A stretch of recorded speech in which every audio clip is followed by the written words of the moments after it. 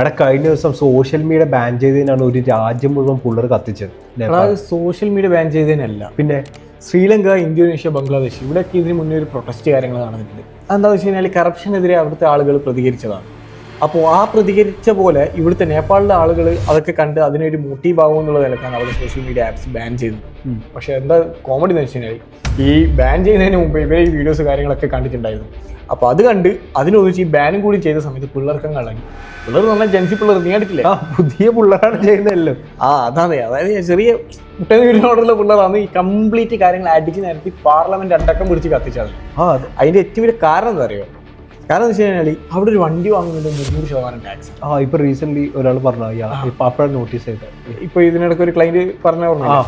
അപ്പോൾ വണ്ടി വാങ്ങുന്നതിന് 300% ടാക്സ്. അത് അവിടെ നിന്നാണ് ഏറ്റവും കൂടുതൽ വെള്ളം ഉള്ളത്. അവിടുത്തെ വെള്ളം എന്താ പറയുന്നത്, ഇന്ത്യക്ക് വിറ്റിട്ട് ഇന്ത്യൻ്റെ അടുത്ത് തിരിച്ച് വിറ്റ് വെള്ളം അതിന് ടാക്സ്. അപ്പോൾ ഇങ്ങനെയൊക്കെ ആളുകളെ പറ്റിച്ചിട്ട് ഇവർ കോടാനക്കോടികൾ ഉണ്ടാക്കി. അതായത് ഇവിടുത്തെ പൊളിറ്റീഷ്യൻ്റെ കാര്യങ്ങളൊക്കെ മക്കളൊക്കെ ചെയ്യുന്നതെന്ന് വെച്ച് കഴിഞ്ഞാൽ ആഡംബര ജീവിതം എന്ന് പറഞ്ഞാൽ luxury watches, luxury dress, luxury car, അത് ഇത് ഫോറിനിൽ പോയിട്ട് അടിച്ചുപൊളി ജീവിതം. നേപ്പാളിലെ സാധാരണ മനുഷ്യന്മാരുടെ അവസ്ഥ അവിടുത്തെ പിള്ളേർ കഷ്ടപ്പെട്ട് എങ്ങനെയെങ്കിലും ഒന്ന് രക്ഷപ്പെട്ടിട്ട് അതാണ് അവിടുത്തെ പിള്ളേർ കഷ്ടപ്പെട്ട് എങ്ങനെയെങ്കിലും ഒന്ന് രക്ഷപ്പെട്ടെന്ന് വിചാരിച്ച് പഠിച്ചു കഴിഞ്ഞ് എന്നിട്ട് ബാക്കിയുള്ള വിദേശ രാജ്യങ്ങളിൽ പോയിട്ട് പട്ടീനെ പോലെ പണിയെടുക്കുക. സ്വാഭാവികമായിട്ട് ഈ കണ്ടിരിക്കുന്ന എനിക്കാണെങ്കിൽ ചൊറിഞ്ഞ് കയറി. പിന്നെ പറയാൻ അത്രയേ സംഭവിച്ചിട്ടുള്ളൂ അവിടെയും. പക്ഷെ പിള്ളേർ ഇറങ്ങിയ സമയത്ത് സർക്കാർ ആദ്യം വിചാരിച്ചെന്ത് പിള്ളേരെ ഒന്ന് പേടിപ്പിക്കാൻ വിചാരിച്ചു. നമ്മൾ യൂഷ്വലി പോലീസുകാരനെ കൊണ്ട് രണ്ട് തല്ലല്ലേ പിള്ളേർ തിരിച്ചു പോകും. പക്ഷേങ്കിൽ അവിടെ അതെല്ലാം നടന്നേ, പിള്ളേർ തിരിച്ചു പോയില്ല. ഇവർ പിന്നെ ഫയർ ചെയ്യാൻ തുടങ്ങി. ഫയർ ചെയ്ത് ഏകദേശം 19 പിള്ളേരാണ് മരിച്ചത്. ഹോസ്പിറ്റലിലെല്ലാം കയറി വെടിവെച്ചിട്ടുണ്ട് പറയുന്നത്. ഹോസ്പിറ്റലിൽ കയറി വെടിവെച്ച് 19 ആൾക്കാരാണ് മരിച്ചത്. രാത്രി പിള്ളേരാണ് എല്ലാ ഭാഗത്തും പിള്ളേരായി. കംപ്ലീറ്റ് മന്ത്രിമാരായിക്കോട്ടെ, പ്രൈം മിനിസ്റ്റർ ആയിക്കോട്ടെ, എക്സ് മിനിസ്റ്റർ ആയിക്കോട്ടെ, എല്ലാവരെയും വീട്ടിൽ കയറി എല്ലാത്തിനും പണിത് വിട്ട്. മന്ത്രിയിലെ ഓടി രക്ഷപ്പെടുന്ന വീഡിയോസ് എല്ലാം നമ്മൾ പൊങ്ങിയിട്ടും മറ്റേതായിട്ടുള്ള പോകുന്ന വീഡിയോസ് എല്ലാം നമ്മൾ കണ്ടിട്ടില്ലേ? അപ്പോൾ എന്താ സംഭവം എന്ന് വെച്ച് കഴിഞ്ഞാൽ അവരതിനെതിരെ പ്രതികരിച്ച്.